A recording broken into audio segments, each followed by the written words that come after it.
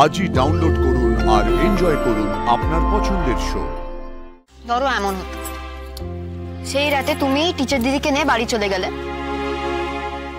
আর আমাকে অন্য কেউ তুলে নিয়ে গেল, কেমন হতো? আর শোনো বর, একজনের ওপর এই জগতে আমার বড় বিশ্বাস আছে, সে কখনো আমাকে ভুল কথা বলেনি। কে? কার কথা বলছিস? ওই যে ওপরে বসে থাকে সে।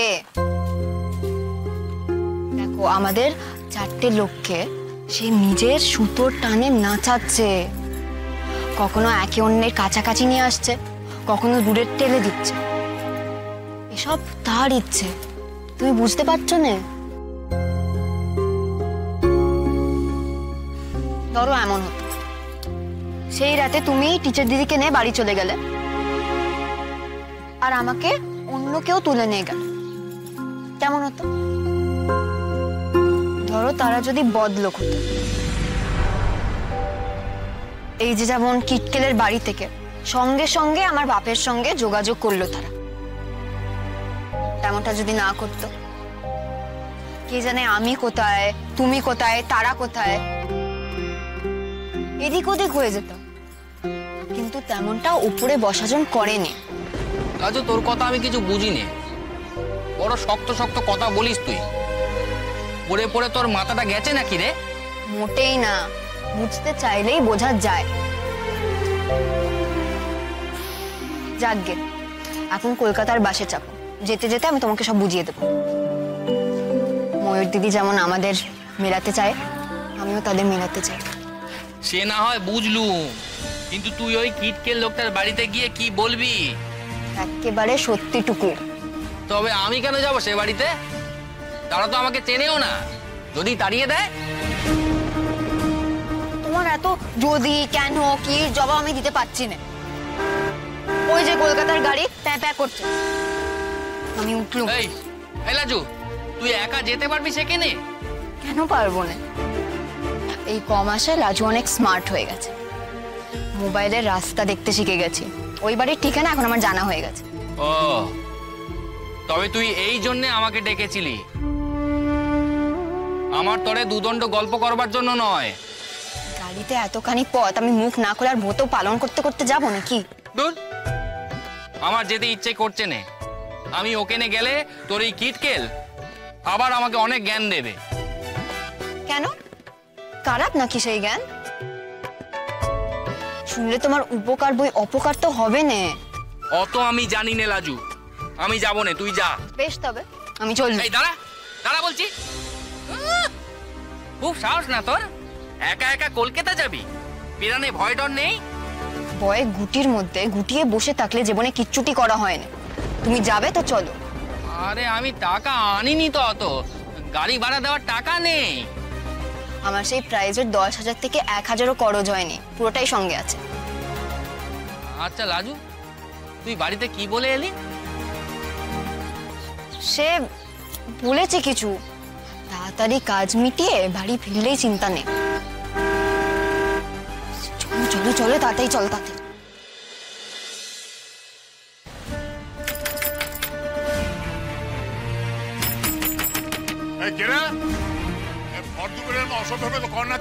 আচ্ছা ঠিক আছে, তুমি বসো, আমি দেখছি।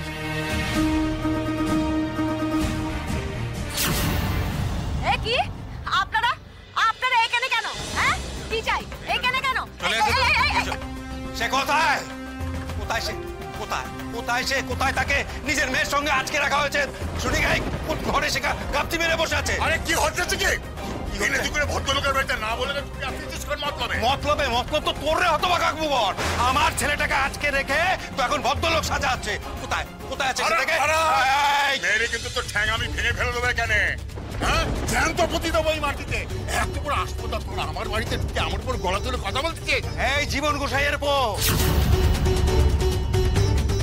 একদম চোখ রাঙিয়ে কথা বলবি না, গলা তুলে কথা বলবি না। আমি তোর চোখ রাঙানোকে কিন্তু ভয় পাই না।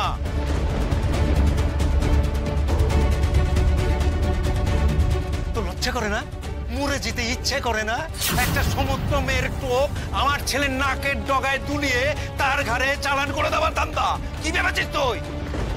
এই একদম মুখ সামলে কথা বলবেন, কয়ে দিচ্ছি, মুখ সামলে। হ্যাঁ, আপনাদের ছেলেই না আমার মেয়ের চারপাশে চোখ চোখ করে ঘুরে বেড়ায়। মা, তুমি অষ্টমঙ্গলে এসেছিল, গন্ধে গন্ধে সেই হাড় হাবাতে হতচ্ছাড়া এইখানে এসে হাজির হয়েছে। কোনা মুখ আপদ কোথাকার। এই চেঁচিয়ে একেবারে চেঁচিয়ে কথা কয় নে। মেয়ের মায়ের না চেঁচিয়ে কথা কর সাজে না। আর মেয়ে তো তোমার একেবারে 12 বাজারে। মুখ সামলে কথা বল, কয়ে দিচ্ছি। ছেড়ে তোর মুখের বিষ আমি ছেড়ে দেবো এখানে। হ্যাঁ, কে কথা বলতে চায় তোদের মতো এরকম বংশের লোকের সঙ্গে? এই আমার ছেলে কোথায়? আমার ছেলে কোথায়? ছেলেকে এক্ষুনি ডাক। ছেলে কোথায়? ছেলে হ্যাঁ। কি ছেলের জন্ম দিয়েছে গো? একেবারে বীর পুরুষ। এই যে এত হাঙ্গামা হতেছে, সে তো একবার খাটের তলায় ঢুকে বসে আছে। এই তোর ছেলে এখানে নেই। আর শোন, যদি ছেলেরে খুঁজে পাস তাহলে বলি দিস কিন্তু। আমার বাড়ির আশেপাশে কেমন মেয়ের চারপাশে যদি একবারে দেখেছি, তার বাপের কাছে কিন্তু তার মরার খবর যাবে, আমি বলে দিই। কি বলতে চান কি আপনি? আমার ছেলে বাড়িতে আসেনি। না, আসেনে। আসতে দেখতে পেতেন রাস্তায়, তার লাশখানা।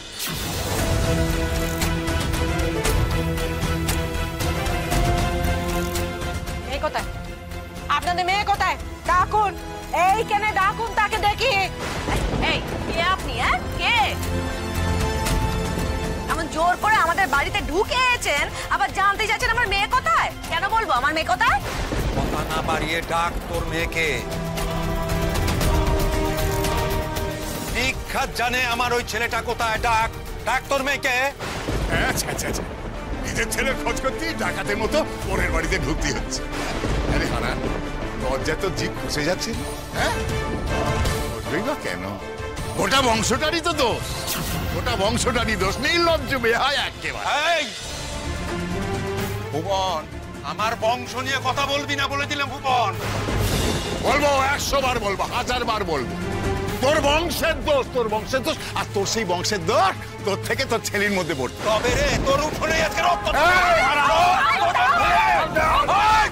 কথাটাকে তার না মাথায়। শোনো শোনো, এখন মারামারি করে এর সঙ্গে কি হবে? আগে তো আমাদের ছেলেটাকে খোঁজা দরকার।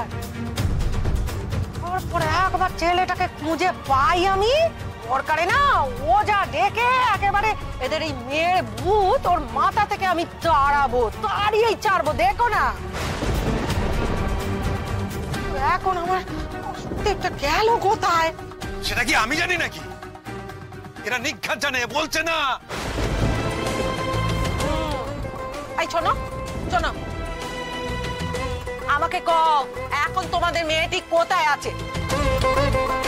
এই ভোর দুপুর বেলা তোমাদের মেয়ে ঘরে নেই। কোথায়? সে কোথায় গেছে শুনি?